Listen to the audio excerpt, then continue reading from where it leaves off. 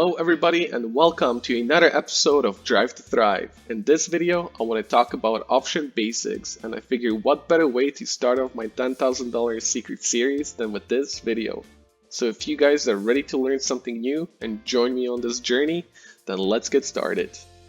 Now, before we start to trade options, we need to understand what an option is, and a simple definition for that is a contract between a buyer and a seller where buyers have rights and sellers have obligations. So please remember this, know it, write it down, and let's take a look at some of these rights and some of these obligations. So let's say you are buying a call, and now for those of you who don't know the difference between a call and a put, the best way to think about it is, let's say you are picking up a phone and you're calling upstairs. That means call to go up. Once you're done with that option, you are putting down the phone, so put means to go down.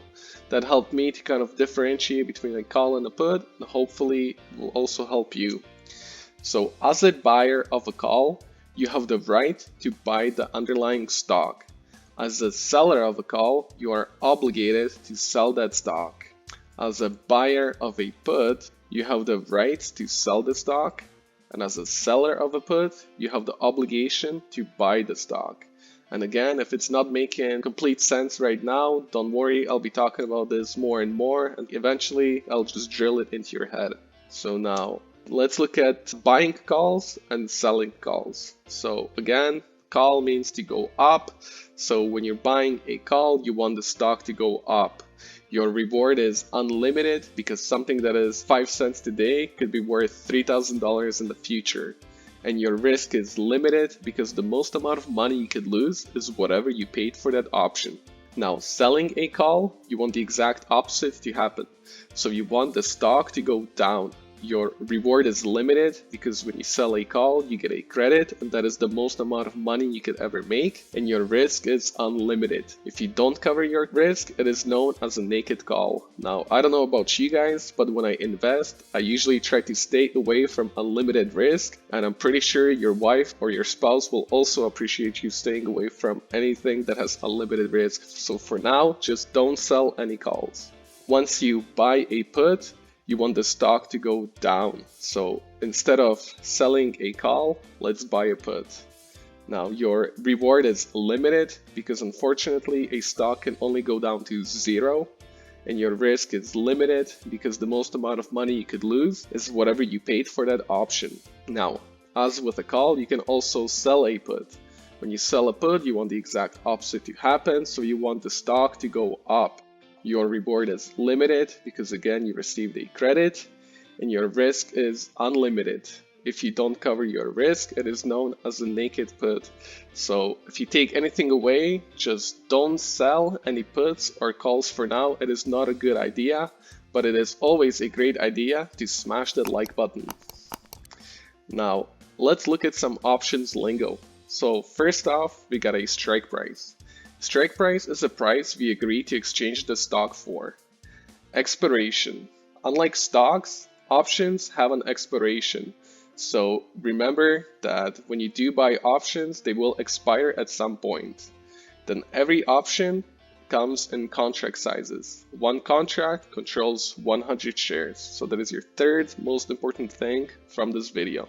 The rest, you can probably just doze off and not even pay attention. Just kidding. It's actually going to be important, so please stay through, even though I know this is maybe a little bit boring, this isn't the most exciting stuff. Trust me, you'll need to understand this if we want to be successful option traders in the future.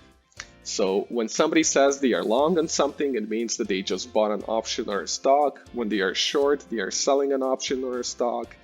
Bid means to sell, so we sell at a bid, and we buy at the ask. Now we got options that are in the money, at the money, and out of the money, and I will show you what that means once we get over to our platform.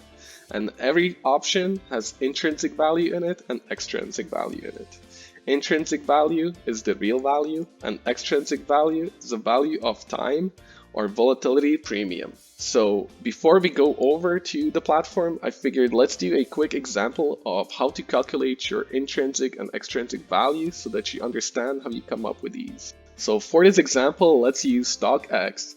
is selling for $30. We buy a call at a strike price of $25. The cost for that option is $7. So let's start off with our intrinsic value. And how you find that out is you take the current stock price, which is $30, and you subtract your strike price from it. So 30 minus 25 is $5 of intrinsic value. And to find your extrinsic value, you take the cost of the option, which is 7, subtract the intrinsic value of 5, and we are left with $2. So that is super easy. That's probably the most complicated equations you'll have to do. So if you are worried that options are a lot of hard math, as long as you know grade 3 math, you should be fine. And now let's head over to our platform and see some of these examples in real life. All right, boys and girls, so here we are at our platform and our option chain. So depending on which broker you use, this will look different, but few things that will remain the same, which are the most important things, are the expiration dates, the strike prices, and the bid and the ask. So like I mentioned before, all options have an expiration date. And you can do options that expire in 2 days, some that expire in 19 days, and then you can do others that won't expire till 2023.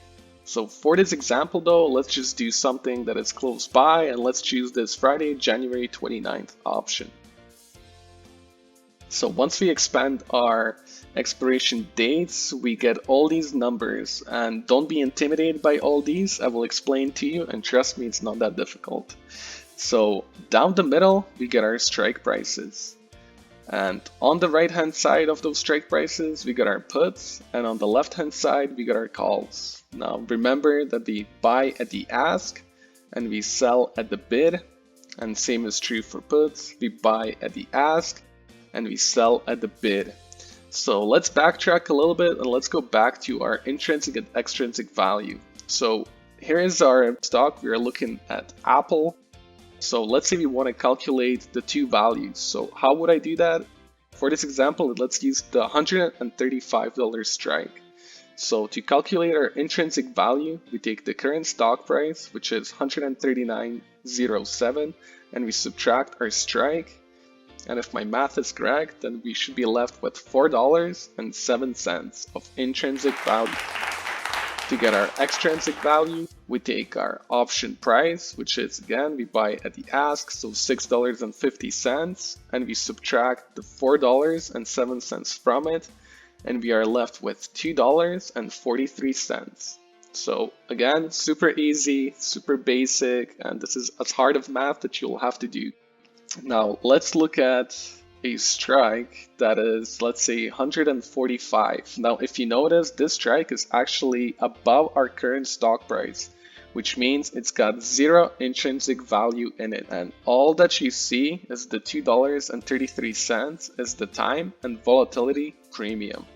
And again, if you guys subscribe to my channel, I will do more videos where I explain a difference between a $2 option and a $10 option. So for this video, let's just keep it real simple. If you remember, I talked about options that are in the money, at the money, and out of the money. So let's take a look at that. Anything that is in dark, it's out of the money. So for calls, it'd be any strike price that is above our current stock price is out of the money. For our puts, it'd be any strike price that is below our current stock price that is out of the money. And usually how you can tell, it's the options are going to be super cheap. Anything that is highlighted on my screen is in the money, which means they got both intrinsic and extrinsic value. And the strike price that is closest to the current stock price is called at the money. So let's use a strike price of 139 for these next few examples of the risk and reward graphs. So if you remember, I told you that when you buy a call, you have unlimited reward and limited risk. So let's take a look at that. So we are buying a call at a strike price of 139. We click on our ask and we get this beautiful graph to come up. Now our risk is limited to $445. And for those of you who are wondering how I got the 445 is remember that one contract controls 100 shares. and our current ask price is 445 times 100 is $445. So that is our ultimate maximum risk in this trade. And our reward could be potentially unlimited, because if Apple between now and January 29th decides to go to $166, we'd be making over $2,000 on this trade. So I think that's a pretty good reward considering our risk is only $445. But let's take a look at what happens once we sell a call. So to sell a call, we go over to our bid, and now all of a sudden we get a graph that looks inverted.